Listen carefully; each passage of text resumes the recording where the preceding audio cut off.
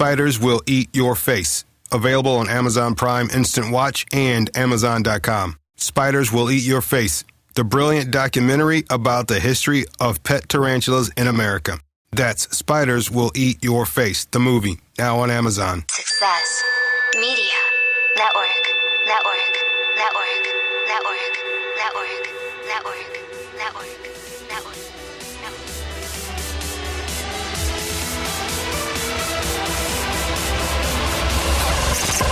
This is your show. Good day, Successors. I'm Antonio Holman, and welcome to the 4 Principles of Success number 33, where I chat with successful people and entrepreneurs about how they enhance their businesses and lives in the areas of knowledge, health, wealth, and spirituality. Today, we're talking to Moran Pober. Moran is located in Tel Aviv, Israel, and is a former Israel Defense Force soldier, Israel businessman, investor, founder of ABD Assets, a leading international investment group, and has extensive dealings with many other entrepreneurial projects. Moran has been involved in many companies, including iTips, a top 100 app in 100 stores around the world, including the U.S., Canada, and the U.K. Other than the previous mentioned ventures, Moran has carried out extensive consulting assignments with many companies and is now on the hunt for acquisitions of companies he can help turn around, merge, or help grow towards exit IPO. Moran, are you ready to help our listeners prepare for success? I am. Let's do it. All right, great. Okay, now, aside from all of your business dealings and things, tell us about what your personal life is like. My personal life, that's a good question to start with. It's pretty boring, you could say. It's very routine-like. Waking up, going to the gym, try to go out at least 5 times a week. Then I go back, I shower, and I have this kind of like spiritual morning practice where I'm doing a few things for like 10, 20, sometimes 30 minutes. Usually involve things like just being grateful for what you have, thinking about my goals and what I want to achieve, and just preparing for my day. So mostly either have some kind of a to-do list or ideally have at least one thing I want to focus and accomplish today. And as soon as I have that, I just go and start to work. And my life right now is mostly work. Like, I really enjoy it. I got to a point where I really see work as something that I'd rather do than most of the other things. Like, I've been traveling all around the world. You could say, partied a lot, done pretty much any external thing out there. But right now, I feel like it's, at least personally, I get much more fulfillment than doing work that is bringing impact to others and helping others, and at the same time helping me trying to reach my potential. So at least personally, yeah, it's pretty boring, you could say. At the same time, it's not changing a lot, but personally I love it because business is always change. Yeah, and you're actually doing something you enjoy, and a lot of times you come across people telling you, "Oh, Moran, you need to take a break. You need to play a little more and not work so much." Do you find you get that a lot? I used to, I guess, but now people just, the people who are close to me, they just know me and they're used to that. So there's like, yeah, that's me. And I agree 100% when you love what you do. And I don't remember where I read that or heard that if you'll get to a point where, let's say it's your Saturday morning and you wake up, what would be the first thing you'd want to do? And if work is not one of them, then you should consider kind of like what you're working on, because it's fun. And obviously you have your challenges and ups and downs, but at least personally, I never had anything in life that had so many things in them like business. I mean, so much growth opportunities and giving opportunities and just the impact that you could give others and the things you can realize about yourself just by being in business. Oh, yeah. That's a multifaceted world that a lot of people don't really realize. That's good. For those who may not know, tell us a little bit more about your company that you founded, ABD Assets. Yeah, so my company right now, what we're doing day to day is basically we're looking to buy companies. I'm in the business of buying businesses, so I'm constantly out there talking to business owners every day, looking for people who just want to sell their business, basically, and I'm out there to buy them. And my goal with that is just to own as many businesses as I can and to be involved in, at least at the moment, in as many sectors as I can, just because for me personally, and I think the business I'm in is the perfect business for people who are ADD, people who just want to be involved in many things at the same time.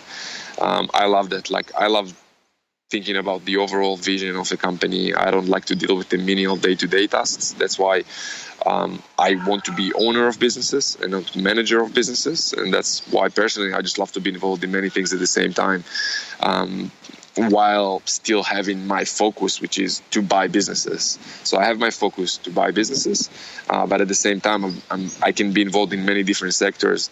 So I have lots of opportunities to always learn new things, be involved in different things, new people, new locations. So that's my day-to-day, basically, just out there looking for businesses to buy. How many do you have right now? So I'm involved and been involved in and out in 12 deals, basically. So some of them kind of like very minor equity shares in them. Do you have like an imagined number that you want to achieve? I had a goal to buy 100 businesses, and I'm working towards that. At the same time, I'm not obsessed or needing of that goal. I just think it's funny to say, hey, I own 100 businesses, and just because it's getting me closer to Richard Branson, who owns, I think, more than 300 companies last time I read or so. Yeah, I'm at a point right now. I don't really care about I guess it will be fun to have more than 100 businesses, but for me right now, it's just about enjoying my day-to-day, growing as much as I can, and just giving as much as I can with my businesses. Okay. What is the iTips app? So iTips app is it's a company that I bought. It was an app company that wasn't successful. We bought the app, and we turned it around, and that app got to be at its peak in the top 100 apps in the App Store in more than 100 countries. It was very simple app, actually. All it did is just giving people instructions and tips and tricks on how to use their iPhone more productively. So very simple app, but when we got to that business, it was nowhere, and we pretty much went into it, redesigned everything, changed the content, had better developers working on that app, and obviously had better marketing, and that helped us grow that business very well. What is this about you getting shut down in the Apple Store and the Google Play Store? Yeah, so that's just what happened with that company. One day, Apple pretty much came to us and said, hey guys, sorry, you can't upload a new version of that app because we came up with our own version. Oh, wow. Yeah, and it just like thousands of dollars of revenues every day just went down. And we just had to move on. And I think the biggest lesson people can learn from that is just the fact that you don't want to have a business that is reliable on just, I guess, one group or company. So for example, at that stage, like 90 plus, like everything was basically, all the revenues came from Apple, right? If Apple decided to shut us down, we're done. And I had a business like that as well in the past, where the business was 100% dependent on Google.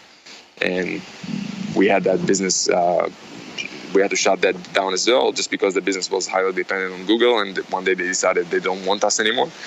And just the same with Apple. We lost. We didn't have anything to do. So I think a big lesson I learned from those businesses is just, you want to get to a business where you have multiple sources of, I guess, revenues, even if it's for the same business. So if let's say you have an existing business that's getting traffic or leads or sales from one traffic source, you want to expand that. You want to have different options. You want to have your email list. You want to have your brand, I guess, dependent not just on one thing or one company. You want to I guess, spread your eggs as much as possible. So Apple and Google, they have the potential to shut down an app at any time. Mm-hmm. So that Apple, yeah, Apple, where we had the iPhone tips. So it was in the App Store of Apple, and yeah, they basically said to us, "Hey guys, sorry, but we don't allow to have this kind of app anymore." Like I guess other industries, every industry got their own legalities and issues. Yeah. You can see it every day in the adult and gaming industries, or gambling, or however you want to call that. So yeah, I mean they have their rules. It's their store. They can do whatever they want. Yeah. Wow. Yeah. Man. What was your very first entrepreneurial venture, and how old were you? Wow. I think I was probably 15 or 16, something like that. And I sold with my best friend. We just sold flowers in the corner. My friend's uncle had what's the word I'm looking for? It's a place where they sell lots of flowers. So we bought those flowers from his uncle, and we just went to the corner of our streets in our neighborhood and just tried to sell it for like twice the amount. That was like the first thing I remember we did. We made some money there, but then I think that the major first thing was actually, I think I was 17 or 18 already, and I used to sell things on eBay. So I used to go to the local market, buy paintings at that time mostly. And so let's say I used to buy those paintings for $10 locally and sell them for 20 online plus shipping. And I think you could say that was the first major income or any type of revenue that I made from business. And it was fun. Every weekend I remember going to the market, buying new things, putting them online. Some of them will sold, some of them not. And until today, I have so many pictures in my mom's house, pictures that just I didn't sell because no one wanted to buy them. And like all of her, I think we have like 10 pictures. They're just sitting somewhere around our house, just waiting for something. Yeah. One day they're going to disappear somehow. Yeah. If a person wants to be a business owner, what do you feel are the first 3 things they should focus on at the very beginning? If they want to be a business owner, I think first of all, just really check with yourself why you want to do what you do. And many people get into business just for the money, for the income, you could say, and the lifestyle. And for that, I would just quickly say that most people go out there and try to start a startup. And I think most people goals, which are usually income and lifestyle, those goals could be achieved much faster if they just go out there and buy a business. And usually people just don't know that, but you can buy a business pretty much with the same amount of money that it will take you to start a business. And I'm talking, you can buy literally 7 or multiple 7-figure businesses that exist for multiple years with probably little to no money of your own pocket. So I'd say, first of all, think about your goal. If your goal is to change the world, by all means, you need to start a startup. Go have your big idea, have your next Snapchat or Facebook. If your goal is just having good income and lifestyle, I think you can go and buy a business. So that's the first thing, just have your goal. Second thing, and I'm literally just throwing it out there right now. What would be the second thing? Focus. You gotta focus. I see so many people out there buying tons of courses, trying different things all the time, and they basically say, "Hey, let's try this. Let's see." They give it a try for a few weeks or maybe even 1-2 months, and if they're not millionaires yet, they just quit. So I would say, ask yourself, what would you do if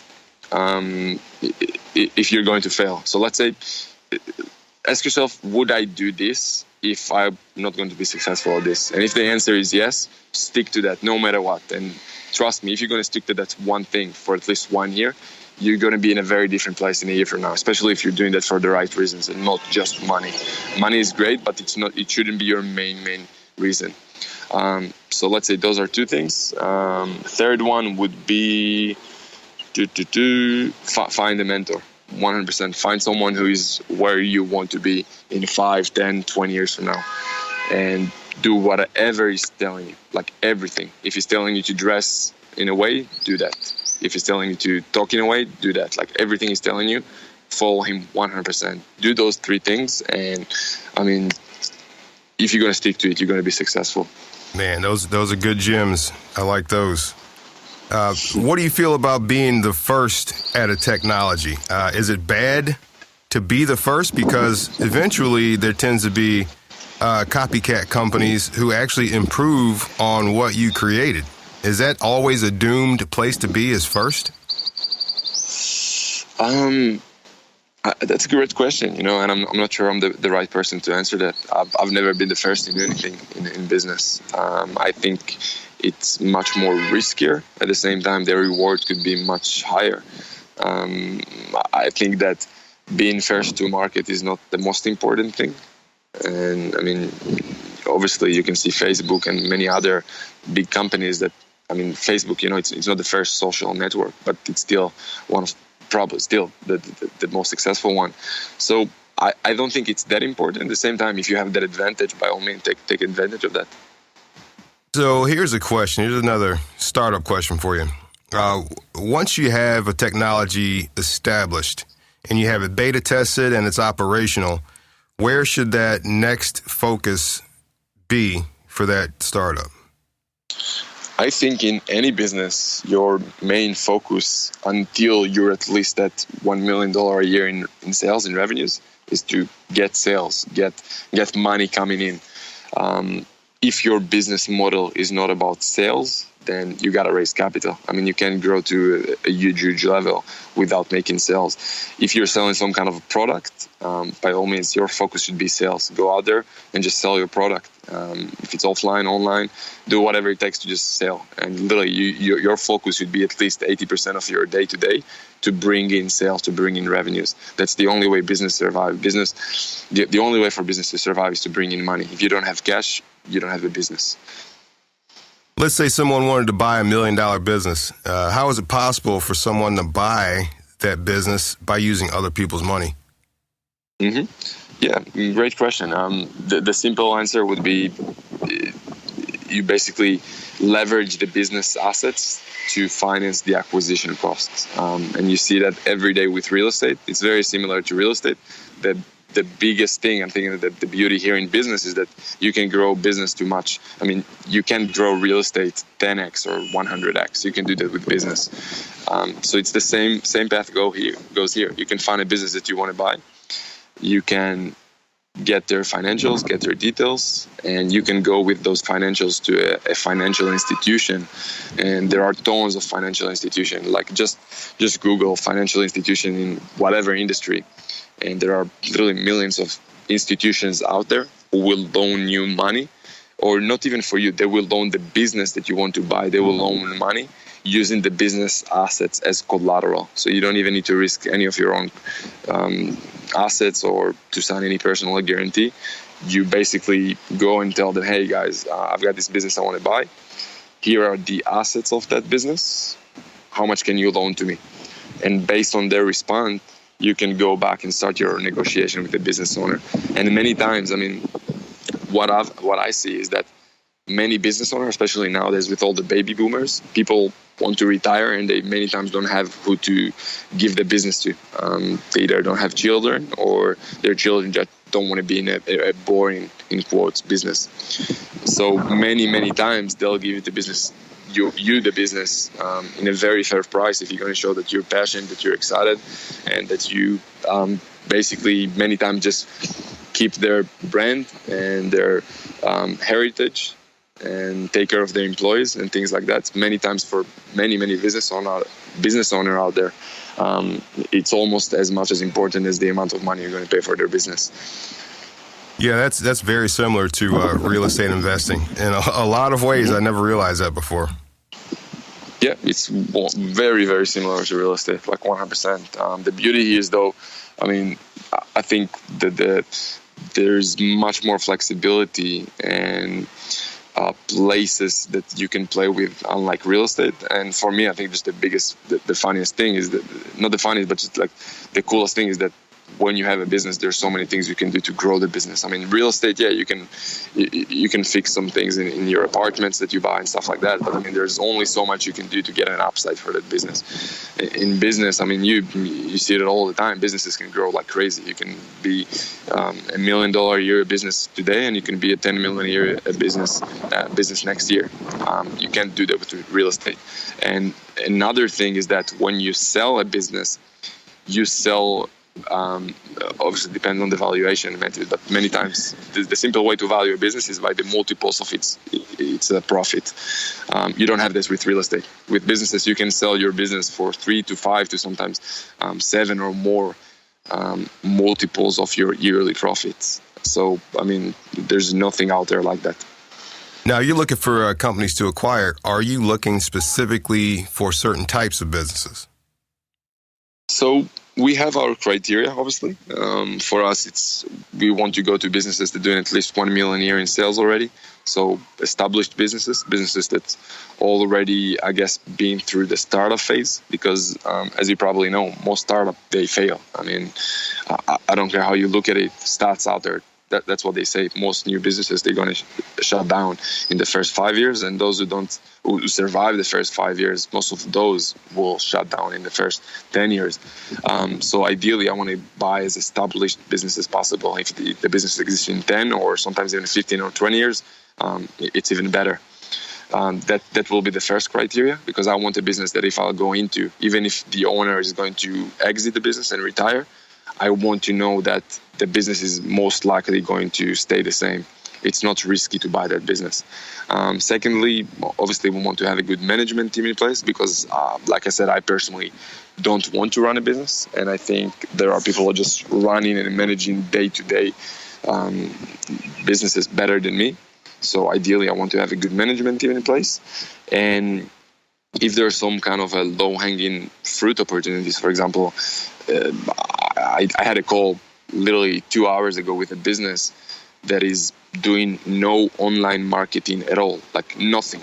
All their business is based on cold calls, and they're doing above 1 million a year in sales. Wow. And I mean, you can go into a business like that, just implement some strategies and online marketing systems, and I mean, you can grow the business. And I don't want to, overestimate what we can do there, but I mean, you can at least double the business, I believe, very fast just by bringing in some new leads and customers from online traffic that it didn't use at all. Yeah. So, yeah, those kind of things. Man, that's incredible. No online presence and cold calls only. That's incredible. Yeah, I mean, it's crazy, and I'll tell you even more than that. He told me, so he's doing a bit above 1 million a year in sales, and he told me that the business that kind of like one of the biggest businesses around him is a business doing 20 million a year in sales. And at least according to what I learned so far about that business, the only difference is that other business that doing 20 million a year in sales got 20 sales rep versus he got only like 4 sales reps. So, I mean, and I'm not even sure that they're doing any online marketing, right? So, I mean, there's so many opportunities out there. Just a matter of finding low-hanging fruits, finding good opportunities, finding good deals. Like that deal, for example, the owner is 67 years old. I mean, he'll need to retire at some point, and he'll need to do something with that business. Now, let's say he decides to retire today. He can shut down that business. But then what will happen to all of his employees? And I mean, some of his employees are working with him for like almost 20 years now. He's not going to do that because they have families, they have kids, they need to bring in money. I mean, there's no one out there, who care about people will just shut down the business and let his employees go. So he will be more than happy to sell the business to someone he can trust, someone who will just keep doing whatever the business is doing and just try to bring in new systems, new processes, and help that business grow. And I hope it will be me, to be honest. And I mean, you can buy those businesses for very fair prices. Unlike startups, where you need to pay for startups nowadays huge valuations, is because the potential for growth. And I mean, fair enough, that's the game of the startup world. But this type of business is just cheaper to buy, and in my opinion, just more sustainable, and the upside could be as much as a startup. I'll just give you an example. That I have friends who are investing in startups, who are in the VC world, in venture capital worlds, and just angel investors in startups. They know in advance that 9 out of 10 businesses that they'll invest into, they're going to fail. They know that. But for them, they don't care about it, because they know that even if one business will be successful, they're going to have their returns back. With those type of businesses that I just mentioned, I mean, most businesses will just stay the same. There's no way that 9 out of 10 businesses like this that I'll buy will fail. Just no way. They're existing for 20 years already. I mean, what the chances that I'll get in and they'll just fail tomorrow? Obviously, it can happen. I mean, everything can happen, but most chances it won't. And that's why, at least personally, I love to focus on those businesses. But I'll just finish and say that I want to tell it to people, because I see so many people out there who are starting a startup, and they're trying to be that one out of 10 businesses that are going to make it, versus just finding something more more sustainable, I guess. And that's at least my thought. Like I said in the beginning, why I think people need to consider and just be open to the idea of just buying a business versus starting one. Yeah, that's interesting. I've never thought about that. Wow. So throughout your journey, what do you feel was the most personally unsuccessful time in your life? Wow. Those are tough questions. I don't want to look at any time I had in my life as unsuccessful, to be honest. Obviously, I had my struggles. I mean, I had my periods where I didn't know where I'm going to have money to buy food next month, so obviously pay rent and all that stuff. And I look at those periods as the periods that made me the person I am right now. So you could say I was unsuccessful when I didn't have much money or coming in or something like that. But at the same time, I think when you get to those points in life, you learn on your skin that there's nothing to lose. Like, literally, I mean, what's the worst that could happen? I mean, worst case, you can always go back and live with your mom. So there's really nothing to be afraid of. I think that's the biggest thing you learn from those times. And if you can learn those lessons and just go out there to the world with no fear and just go for your dreams, that's the only thing you should focus on. Oh, yeah. What do you feel was one of the hardest things for you to overcome in your business that you've since conquered? One of the hardest things to overcome in business, I think it's the ability to trust people and partners and employees and stuff like that. And when you are able to really, really trust and just let go, I mean, you'll find out that most people out there are just good people, and they just want to grow as people as much as you. And if you'll give them everything you can to help them, then they'll try to help you back as well. What one thing in your business are you currently struggling to overcome? Right now, I think for me personally, it's making sure that I'm doing the highest priority activities only and delegating the rest. I think it's really, really important if you want to grow to delegate everything that you must do. So if it's not something that you personally must do, I think it's really important to learn to delegate as much as possible in order to scale. What do you feel is your one biggest business triumph to date? I love telling that, the app company, I think it was amazing to see that back then, literally ranking high next to very, very famous apps. I think that was fun. I love the idea of just helping people. Some people just come back to me and tell me, hey, man, I'm basically financially free because of your help. So things like that, I think those are really, really good things for me to look back at and be happy with. Yeah, it's a good feeling when somebody comes to you and tells you some information like that. It really makes you feel like everything you've done is all good and positive. What do you feel is the one biggest personal triumph to date?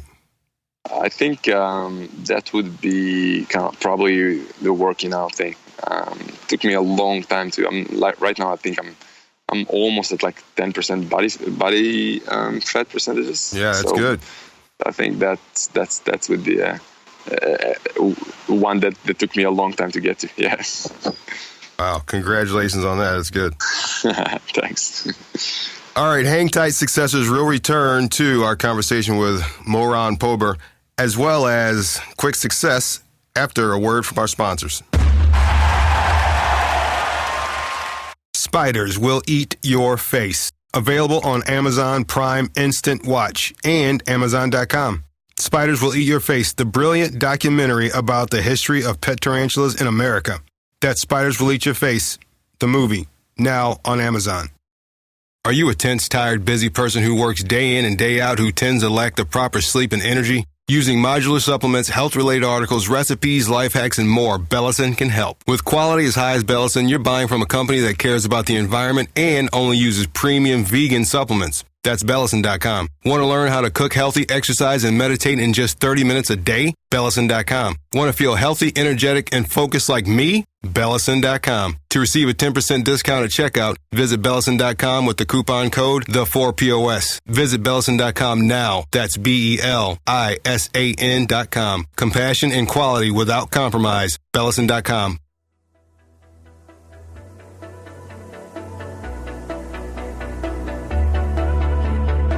And we're back with Moran Pober. Now we get into the part of the show I like to call Quick Success, where you, Moran, can inspire the successors to enhance their lives in the areas of knowledge, health, wealth, and spirituality. Moran, what are you currently doing to enhance your knowledge? I'm constantly reading, taking seminars, courses, all of that. Like I have tons of books on my Audible app, so I'd say, yeah, books, courses, seminars, mentors, all of that. What are you currently doing to enhance your health? Working out almost every day. If it's weights, I'm trying to do yoga at least once or twice a week, and tracking my macros. I wish I knew that a few years ago. That would change my life for sure. A lot of people say that diet is the most important part of the whole thing. Yep, it's everything, really. What are you currently doing to enhance your wealth? Looking for more businesses to buy and help, and yeah, that's mostly my main focus. What are you currently doing to enhance your spirituality? I love that. I love that part, because I think the spiritual part of you is as important as the inside of you is as important as your outside. And I'm doing tons of things, anywhere from meditation retreats to working with literally energy coaches and things like that. So everything I have my power to get access to and that I can resonate with, I'll try that. When it comes to success, what do you feel is one of the best pieces of advice you've ever received? Wow, there are tons, but if I needed to sum it down, I'll say find a mentor, focus, and execute more than you consume. Are there any technologies or apps that you use to help you achieve success? Microsoft Excel, Audible for books. Excel, I just like to track my day-to-day activities many times and my food. Other than that, no. What new thing, book, activity, or technology, or even skill are you excited to learn and dive into? That's a great question. I don't know how to answer that. I'd love to learn martial arts, but I guess that would be awesome to learn some kind of martial art, like full-time almost, at least for a while. As far as helping our listeners achieve success in whatever it is that they're doing, what piece of advice can you give them? Yeah, focus. The ones I said before, I think those are the biggest ones. Focus, find a mentor, execute. But then I'll finish and say, you got to be grateful for what you have right now. If you're not happy today, there's a small chance that you'll be happy tomorrow. You got to find any way to, whatever you can do, focus on your today. If you'll find a way to be happy today, your future will be great as well. Oh, yeah. Those are powerful words. I've learned over my life that gratitude is one of the top things that can lead you to a successful life. Yeah, 100%. All right, Successors, Moran has a special exclusive offer. Moran, what's that all about? Tell us. So it's mostly for people. So I guess I'm looking for two types of people. One of them is just people who own existing businesses who maybe want to sell them or just open to the idea to sell them or want to explore that. I'm happy to talk to them and see if maybe I could make an offer to buy their business. I know that after those interviews, I'm getting tons of emails of people who just want to become an investor eventually. So if someone is listening, you want to get into this world, there is some kind of opportunity to watch my back while I do deals and help me and get equity in my deal. So if you want, just email me. My email is just my name, Moran, Moran, at abdassets.com. That's my company. All right, there you heard it, Successors. His email, Moran at abdassets.com. Moran, how can our listeners connect with you? Just email me. I'd love to hear any feedback, good things, bad things about this interview. I'd love to hear what people think. In the end of the day, I'm doing those interviews just to see if I can add as much value as I can. And I hope if we could help even just one person from this interview, I've done my work. Yeah, that's what it's all about. Finally, Moran, what's your definition of success? I'll finish with a sentence that I like to really follow. There's a sentence that says, hell on earth would be to meet that person you could have been. So I think success would be to just do whatever you can to not meet that person you could have been. Successors, I hope you've enjoyed my conversation with Moran Pober. Please check out more successful free content like this at the4pos.com, as well as rate and review wherever you find podcasts. Thanks for listening and prepare for success. Thanks, Moran. Thank you very much for having me, man. I enjoyed it.